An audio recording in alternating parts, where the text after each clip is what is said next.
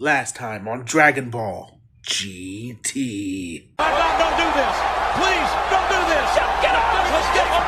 Don't do it. Big black balls. Alibaba ass money grubbing Americans. Damn, did they land on a planet or in Baltimore? Baltimore! Dang that, their house gets fucking jacked. By your house. Gone. No money, no supplies, no radar, no ship, no bitches, no Riz, no Skrilla! Sweat, I'll just use instant transmission. Which is a pretty good idea.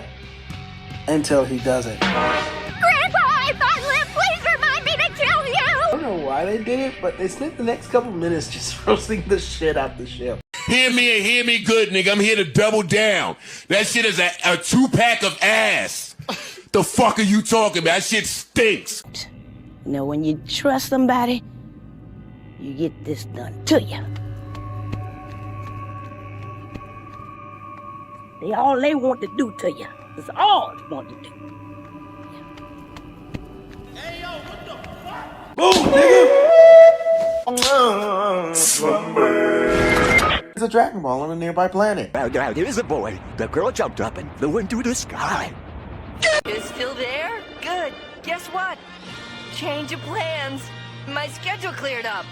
You just tell the bitch whoever she is. When I catch her, I'ma be your ass! The following fan project will feature scenes from Dragon Ball properties. Dragon Ball, Dragon Ball Z, Dragon Ball Z Kai, Dragon Ball GT, Dragon Ball Super, and Dragon Ball Daima are all owned by Funimation, Toei Animation, Capsule Corp Tokyo, Shueisha, Akira Toriyama, and Toyo Taro. Please support every and all official releases. Back in my childhood, whoever had left of it, I was a notorious Dragon Ball fiend. You boys thought Naruto running to class was cool? Nope. Trying to go Super Saiyan during recess was the fucking craze. And the fact that my mom just bought me the best Dragon Ball game of all time, along with finally getting cable, I had unlimited Dragon Ball in my tubby little fingertips. But that unfortunate day came. A day that I was not ready for. The end of Z Kai. No, don't, Frieza!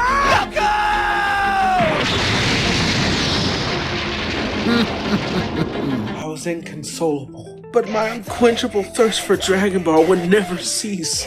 I was actually having withdrawals every single day. I felt so distraught. I didn't know where to go, who to turn to. But there was one night where everything changed. My underdeveloped frontal lobe couldn't even comprehend what I was witnessing. This Nicktoons promo. Dad, Goku. It's January. Nicktoons is bringing you the next chapter in the Dragon Ball journey. With good guys. The hell is this? And a little guy. Big power.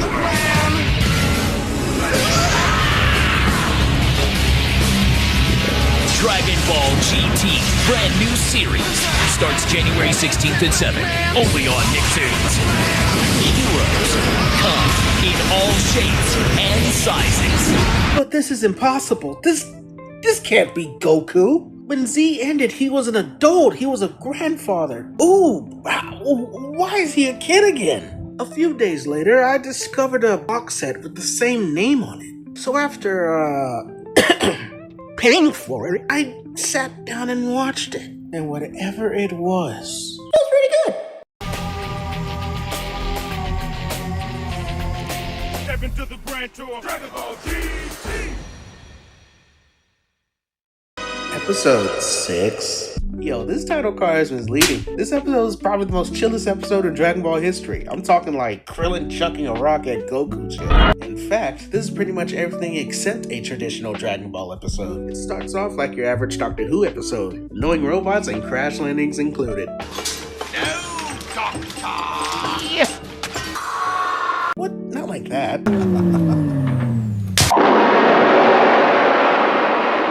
That's more like it. We immediately recreate Lion King 2 with their bubble-ass landing on some gators. Somewhere deep in the Floridian Bayou, a Florida man's mouth is watering. Goku, the king of no fucks, thinks his place is pretty dope and goes on some sightseeing, which causes Pan to shriek.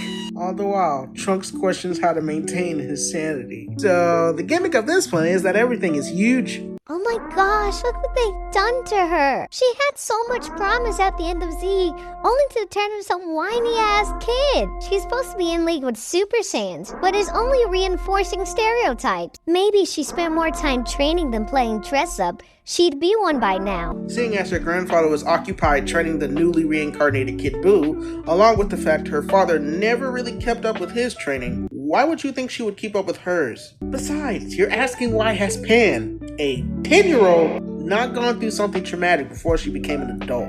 You hear how weird that sounds? Dude, they're living in a time of peace. Don't forget that Goku and Gohan went through what they did because they needed to, not because they wanted to. And the fact that there's hate about her being girly, duh, she's a girl. Seeing as Chi-Chi, one of the strongest women on Earth, wanted to settle down and have a family. Bulma is the most badass woman in the series, but still uses her femininity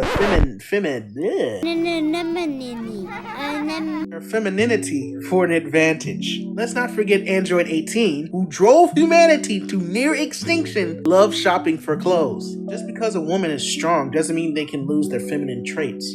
I hate that I have to repeat myself, but Pan is a fucking kid. Of course she's gonna do girly things. The first appearance we got of her, she was trying to go on a date. Well, there is one thing we can agree on. She's a goddamn idiot! Trunks, again, the responsible adult, scolds them for dicking around. But Goku reminds Trunks this is a chill episode, tells him to chill out, man, and not to worry about Pan, who is currently staring into not one, but 3 different suns, and is kidnapped by a bunch of babes. Our boy Goku isn't stressing, cause he's munching on some apples. Meanwhile, Trunks goes to retrieve the ball, but almost gets taken off the census by a multi-ton apple. Goku tells Trunks to chill, and that is just a minor inconvenience, which gets turned into a major inconvenience when a giant bird takes the ball. Hey yo man, this shit is boring. What happened to the Titanic battles? What happened to the dire stakes? What happened to you?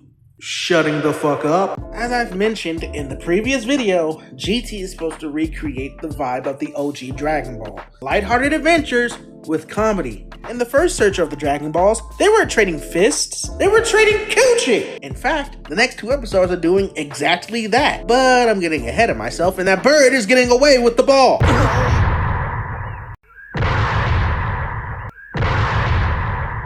Oh, I guess it wasn't anything of importance. Unfortunately, the Giant's taking their Dragon Ball, and just when you think things can be more of a bummer, Pan starts screaming bloody murder. But Goku tells Trunks that Pan's just being a little silly Billy, but Trunks tells him that if Pan isn't brought back to Earth, they'll be cooked, which Goku can't disagree with. A swarm of bees drag Pan back to their hive, looking a little sus. Why are you looking at me like that? I don't like where this is going. But looks like someone forgot this was the Big Chill episode, because we got baby bees! Meanwhile, Goku and Trunks are stressing looking for Pan, who they think is snagged in a spider's web. But the spider doesn't know that we're big chillin' today. He skeets on Goku. Thankfully, Trunks lets him know. Oh boy. Trunks? Is she okay? Well, she's a little shaken up, but she'll be just fine. Man, shut That's not Pan. She's too quiet to be Pan. After she's had her fun and games, Pan quickly realizes that she can't be a mother of a gazillion children, but unfortunately for her, bees don't believe in consent. What's going on? They're surrounding us. And they mean business. Oh my god, bro. Shut your bitch ass! After knocking heads with Goku, the group is surrounded by the bees, but thankfully, they know we're big chillin' today and leave with their queen. Now that everything's settled, let's get that Dragon Ball.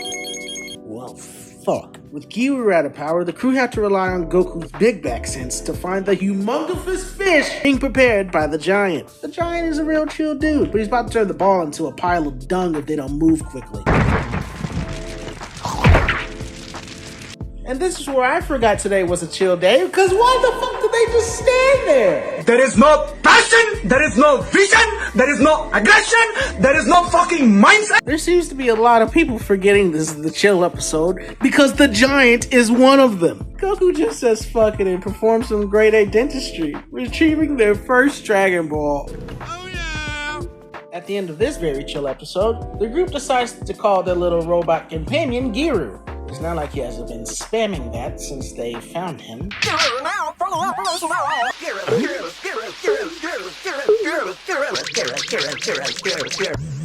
Hey, what's your name? Or do you even have a name? My name is Jeff. Moral of the story, brush your damn teeth! Episodio siguiente.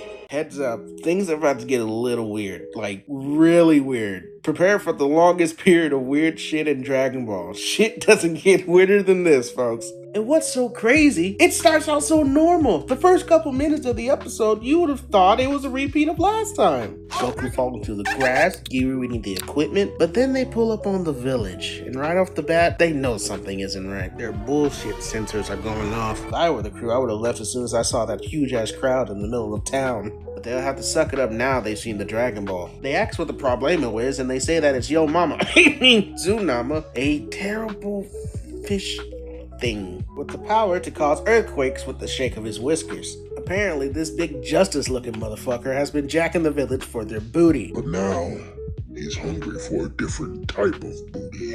No other option, the town sacrifices their finest shit. Lane or Lena, doesn't fucking matter. She's barely in there.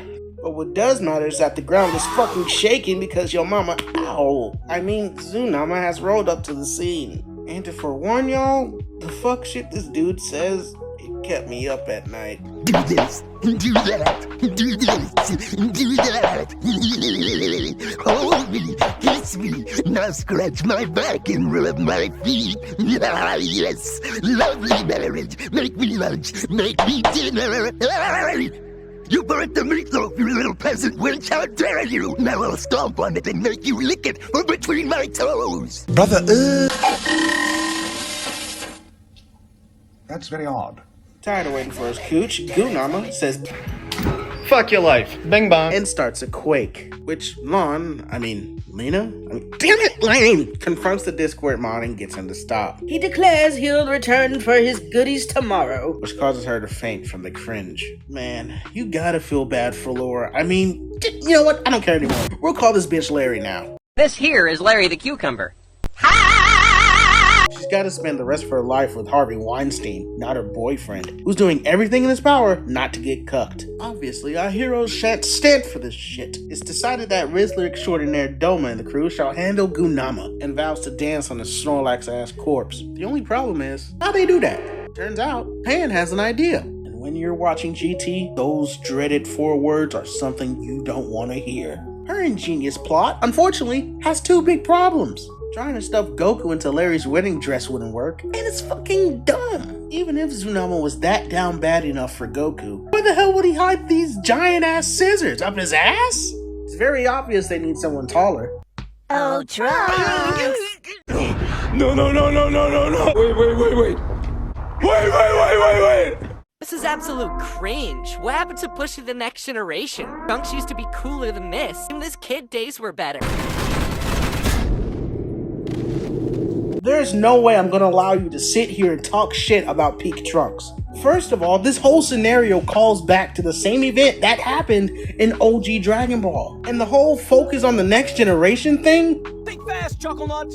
They all had to do goofy shit. Goku had to dress like a chick. Vegeta had to become the bad man. Piccolo became the babysitter. Gohan played dress up. Don't even get me started about Yamcha. So the ladies worked through the night to prepare Trunks, as we're later introduced to Trunks' set. I don't know why, but why is she bad though? Like, don't get me wrong, but like, you see what I'm saying, right? Like, look at that, man. Like, look at that, bro. Like, oh my God. Like, Now, Meldotreve, I'd be honored if I could have some of your hair for my collection. What are you doing? I am flirting. Come on, man. It's time to get back on topic. oh yeah, my bad, bro. But look at them hips. Baby girl got them braided hips. The next morning. As morning comes, the group waits for Tsunama to show up, armed with Doma's Xenoblade-ass scissors and a Bill Cosby cocktail. The smell of unwashed ass and years of dry gooner juice tips off the village that Tsunama is on his way. And he's tweaking in his search for Coochie. Trunks, that's your cue! Oh, nigga! Aside from Trunks' god-awful voice acting... Oh no! I caught a bit of a cold last night, that's all!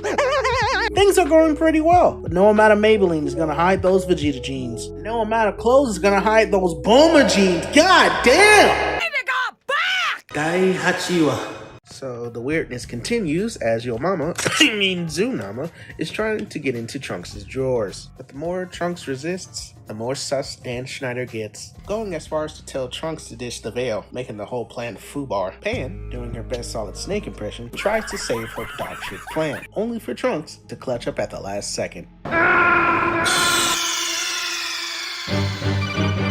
are you okay? Snake? So Zoonama was all like, bet, and takes her back to his love nest. And now, the race is on to save Trunks' booty. And Zoonama's on demon time. So the love child of Suge Knight and Diddy takes Trunks back to his lair. At first, Trunks thinks it's gonna be some similar stuff, but no, it's far worse. That was actually Larry. She would have been dead. The crew's bullshit sensors go off again, and they figure out that Zoonama's gone splunking. So Goku decides to follow them, but booty naked, while Zoonama's roaming through his creeper closet.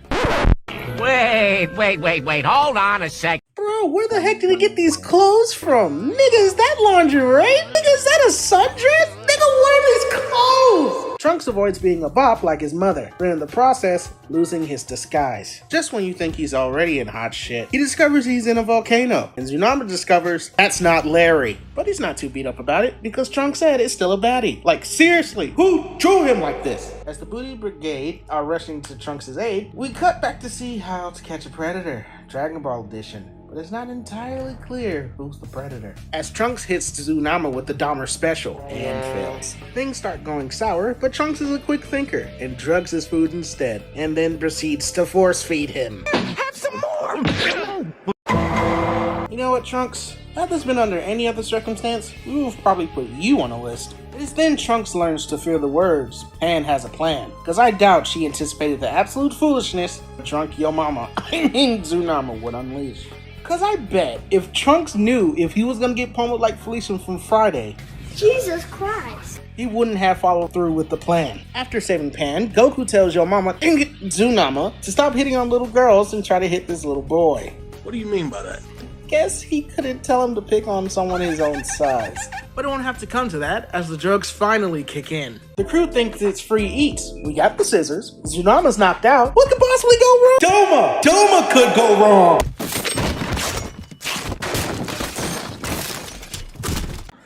Zoonama, you have turned our joy into sorrow, our day into night. Never again will you steal our peace. Like, bro, listen to me. I get it. This has been a period of suffering for your people. But get a move on! Get the molasses out your ass! Now for the other half. This is for the children. Oh, brother! Now on, we're changing Doma to dumbass. Dragon Ball's John Wayne Gacy wakes up from his drunken stupor and finds out that his wife has a penis and his face has been mutilated. Understandably outraged, Zoonama starts, bullying? I told y'all, this shit is weird and it doesn't get any better from here, for us or Zoonama. Due to his drunken state, he fails to realize that the jig is up. So turns out, his whiskers don't cause the earthquakes, only detect them. And now dumbass feels like even bigger dumbass because he did that main pro tag speech for nothing. Zoonama tries to save face, but the crew believe EDP was actually looking for a cupcake before they believe Fish Boy. That does it! Now I'll make a volcano erupt for sure! Go ahead. Now that he's been exposed, he does the classic cry my problems away as an apology. Pan tells him to cut the shit and that an earthquake isn't coming. Warning, Pan is wrong again. It soon becomes clear that the volcano's about to blow a hot load onto the village below. So the crew has to go before the volcano goes Krakatoa! In order to save the village, Goku digs into his bag for a way to handle this dire situation. He's fought evil twink lizards, a cyborg cockroach, and a sped kid made of silly putty, but he's never fought a volcano before. But he does know someone who did. It's Master Roshi, and he's like, that's a great idea! I'm with that! And booms it with the Kamehameha. He must have forgotten how that went down, because it basically ends the same way. Oops, my bad. And so, everyone had a shit fucking time. Larry finally got to marry dumbass. Zoonama finally got caught by Chris Hansen. You ask if she does anal. That's a question. And the crew's Dragon Balls got snatched. Fun times all around. And to let you know now, I'm warning you, and this will be my final time. The weird shit does not end here. I see